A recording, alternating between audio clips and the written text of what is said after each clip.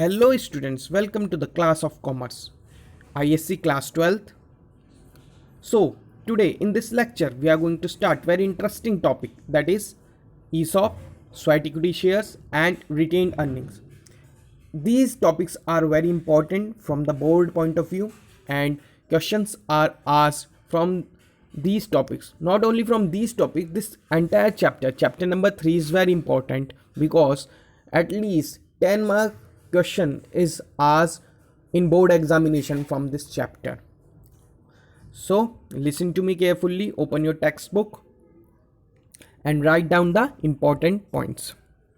So what is ESOP? ESOP is an option given to the employees of the company to purchase or subscribe the securities offered by the company at a future date at a predetermined price. See students, this ESOP is issued by the company to its high quality employees to attract them and to retain them in the company. In big companies like TCS, Infosys, the employees switches to better jobs. They move from one company to another company looking for more opportunities. And if a high quality employees moves from one company to another company, the company gets a setback because their high quality employees are moving or switching off their jobs to other companies.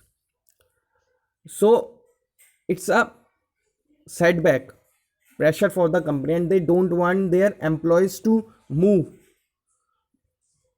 Okay, now for this purpose, either they have to pay more and more money to attract them, and one another form is by issue of ESOP. Okay, so incentives are given to such high quality employees to remain in the firm, in the company. Is this point clear? And these options are given at present time for the future date. That means they will have a right to vest their interest in the shares. So the shares of such companies, big companies, are the share price of the companies are higher, so they get this option at price less than the market price at any future date. Is this point clear? So this option is given by the company to their high quality employees to attract them and to retain them. See, if such employees moves, so there will be a great problem for the company, isn't it? Because their working will be hindered. So this ESOP is generally given by big companies earning huge profits. Okay, so what are the merits of this ESOP? It's a compensation package for the future date, and amount is not paid in money, they are given through issue of shares. So it will result in the sense of belongingness, or you can say it will increase loyalty towards the company, because the employee becomes the shareholder of the company, isn't it? Then it encourages employee for even putting more efforts for the betterment of the company. Okay, then if the market price of the share increases, the employee income increases, isn't it? So these are the merits of ESOP. Then what are the limitations? See, ESOP can be issued only by big companies earning huge profit. So not each and every company can issue ESOP. Moreover, the shares are being diluted, the control is being diluted, because once the options are given to the employees, then there will be more shareholders and the control will be diluted. Then if the share price falls in the near future, because we are expecting to rise because of the growth of the company, but who knows the future is uncertain. In case the price of the share is reduced, then it will be a loss to the employee, isn't it, who has taken such shares. And if there is any unsound stock market conditions, unsound like there are been many speculation in the stock market, it causes inconvenience to the investor, and there may be favoritism, like a person, employee who's doing very good, he has given the shares, as well as the person who is not giving, going putting good efforts, are not eligible, and due to favoritism, you know about favoritism, isn't it? So the employees may be given in his name, isn't it? So these are the limitations of ESOP. Now another important topic, that is sweat equity shares. So sweat equity shares, according to section 79A of the Companies Act, is given to the employees or director uh, for any technical know-how or making the intellectual property rights. Okay, they are for means technical know-how, or bringing the company into establishment. So these shares are issued either to the employees or to the promoters. You know na about promoters or the directors. Basically in India, promoters are the directors, isn't it? We have studied in class 11th about the promoters. So for their services, these shares are given them at discount less than the market price, or instead of paying them cash, these shares are issued. Okay. So what are the conditions which should be available at the time of issue of sweat equity shares? See, this issuing of sweat equity shares must be authorized by resolution. I have told you two resolutions are there, a special resolution and ordinary resolution. So it should be passed, resolution must be passed in the annual general meeting. Okay, every year there is a general meeting. I have already told you in the previous lecture. Now the same type of shares must be issued, means the company has the authorized share capital, so there may be two types of shares. So the shares which are given to the which are given as sweat equity shares, the same class of share must be issued earlier by the company. Okay, that means no new types of shares must be issued, and at least 1 year should have been passed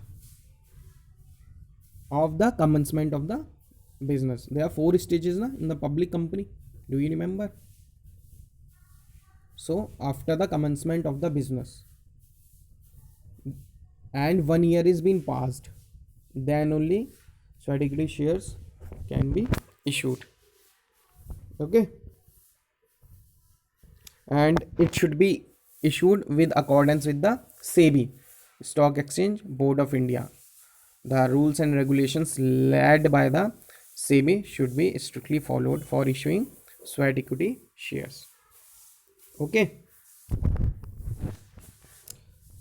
so for 2 marks, 3 marks, these topics are very important.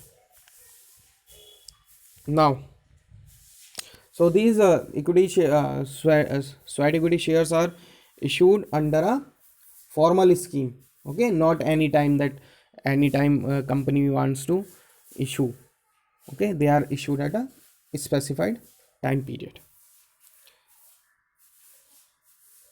So it's the option of the company whether the employee or the director wants the share. They can also receive the amount in cash if they don't want, so they can reject these sweat equity shares. Sir, ESOP, employer doesn't say no to ESOP. No, students, generally the time period is given. So if the in ESOP, if the employee want to leave the company, then he will leave. Why he will stay back in the company if he gets good opportunities? But a future date, see there the share price of the such good big firms increases, so a future date is given to vest their option. Vest their option means to purchase such shares, okay, at a future date. So if they are getting this option at, because that company is already in good position, that's why it is able to issue ESOP. So employee generally doesn't say no. Means if he say no, that means he is not going to remain in the same company. Okay. Now, what do you mean by retained earnings?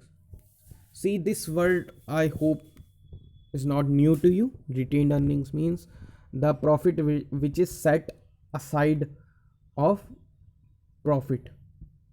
Sir, what does it means? See, every year company is earning profit.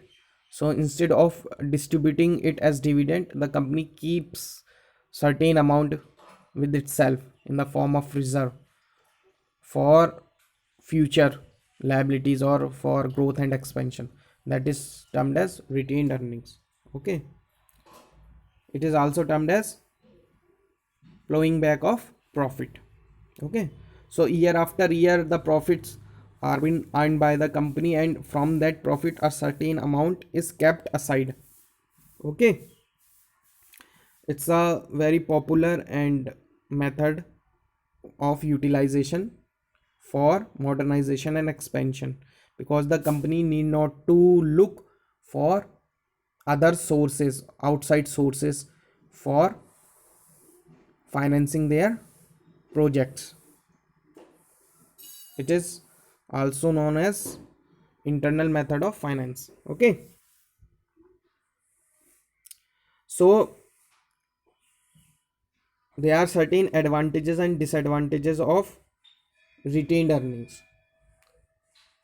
It is very beneficial because a company which is earning more and more profit only have this option of retained earnings. So if a company paying regular and liberal dividends, then there won't be much retained earnings available for the company.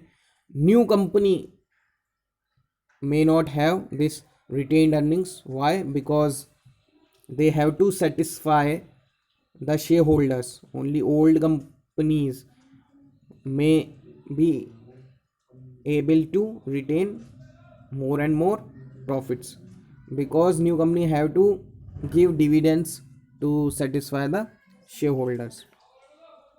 Is this point clear to you? I hope retained earning is clear to you, the concept of retained earnings. Okay, then what are the merits and demerits of retained earnings? So first one is convenient.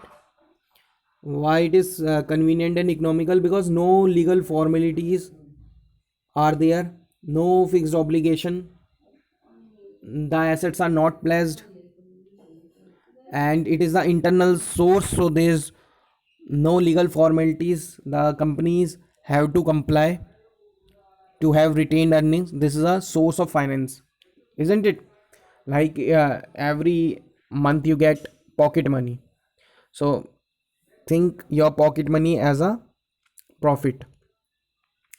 Now if you have 500 rupees for an example, and you are expending, making expenses of rupees 400 per month, out of that 500 and 100 you are able to save, so that 100 is your retained earnings for your future. Is this clear? So every month you are earning 500 rupees as your pocket money, and then you are keeping a certain amount aside for any future purposes, so that will be your retained earnings. Okay, then economical, it's very economical way, because they need not to give any underwriters payment to the underwriters or any legal charges for having this as a source of finance. They need not to pay any commission to outsider, isn't it? Because it's internal, already company is having that amount, so why any expenses is to be paid? No expenses is to be paid now. That's why it's economical. Then no charge on assets. There are no charge on assets because the assets are not pledged for having retained earnings. It also increases the credit worthiness of the company, and this retained earning acts as a financial and strength. See, the company has earned its profit, and from that profit only they are financing their company, so it gives a financial strength, isn't it? We need not to look, the company need not to look from outside source of finance, because outside source of finance contains interest which is to be paid regularly, so no such conditions are there in case of flowing back of profit. Okay, it also increases the borrowing capacity of the company. See, if high amount of finance is required, then the company can look for other sources, so it increases the borrowing capacity. So it is used for redeeming debts. This amount can be used for redeeming debts and replace of old machinery which are outdated. Then no interference. Why this no interference? See, there won't be any voting rights, isn't it? There's no dilution of the control, so no interference is there. It's the company money, and company money is utilized. Then the next point is goodwill. As I told you, it increases the credit worthiness of the company, because uh, a company earning good profit is always enjoys extra benefit, isn't it? The investor have more faith in companies making more and more profit. So these are the points of merits. Now what are the demerits?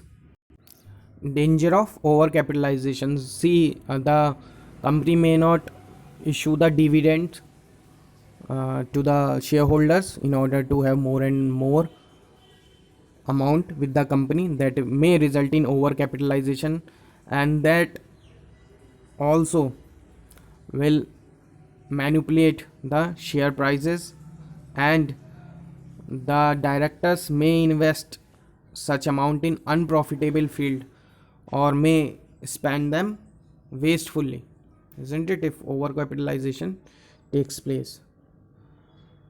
Then there may be speculation to deceive genuine and uninformed investors. See, there are investors inside as well as outside the company, and the uninformed investors, those who are not knowing the internal matters of the company, so they may be deceived by such speculation. Many of the investors knows what is going in the company, but many may not know, those who are uninformed, isn't it? So they can be deceived by the speculation. And there may be also the dissatisfaction among shareholders, due to low dividend.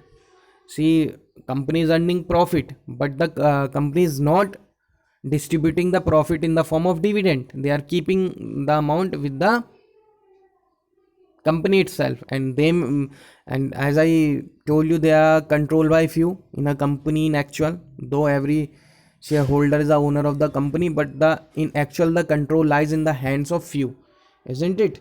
So they may not give them dividend, and they can uh, expend the money in unusually, in wastefully. Okay. So then unbalanced growth, it's a un- unstable source of profit, because mm, there's no surety that every year the profit of the company is going to increase. There may be losses, and moreover, if these funds are not invested and kept aside, so it gets ideal waste. Okay, it becomes ideal. Is this point clear to you? Such amount can be invested in other projects to earn more and more gain, more and more profit. But if it is with the company, then it becomes waste, isn't it? Which result in unbalanced industrial growth. Is this point clear to you? And they are, again, as I told you, concentration of economic power and monopoly in a few hands. As I told you now, that every shareholder is the owner of the company, but the control of the company lies in hands of few. So there may be concentration of economic power in few hands. So they may not utilize in the best possible manner. They may not. Okay. Okay, students. So these are the topics I want to discuss with you. In next topic, we are going to start debenture holders. Okay, so read your textbook thoroughly, attempt the exercise question related to these topics. Okay, students, bye bye, take care.